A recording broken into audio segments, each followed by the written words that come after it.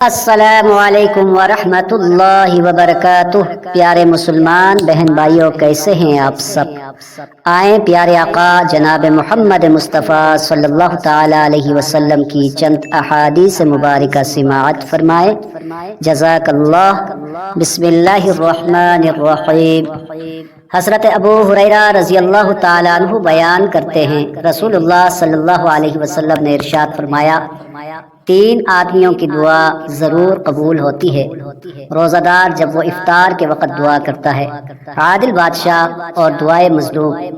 اللہ اس دعا کو بادلوں کے اوپر اٹھا لیتا ہے، اس کے لیے آسمان کے دروازے کھول دیے جاتے ہیں اور رب فرماتا ہے، میری عزت کی قسم میں ضرور تمہاری مدد کروں گا، خواہ کچھ دیر سے ہو۔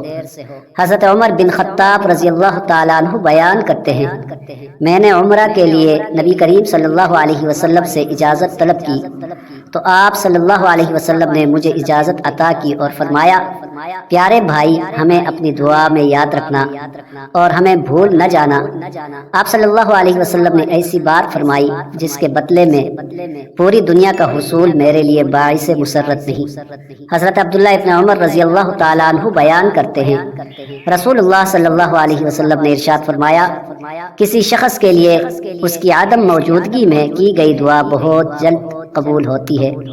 حضرت عبداللہ ابن عباس رضی اللہ تعالیٰ عنہ کی روایت ہے، فرمایا، اللہ سے سیدھے ہاتھوں سے دعا کیا کرو، الٹے ہاتھوں سے دعا نہ کیا کرو، اور جب تم دعا سے فارغ ہو جاؤ تو ان ہاتھوں کو اپنے چہروں پر پھیر لیا کرو۔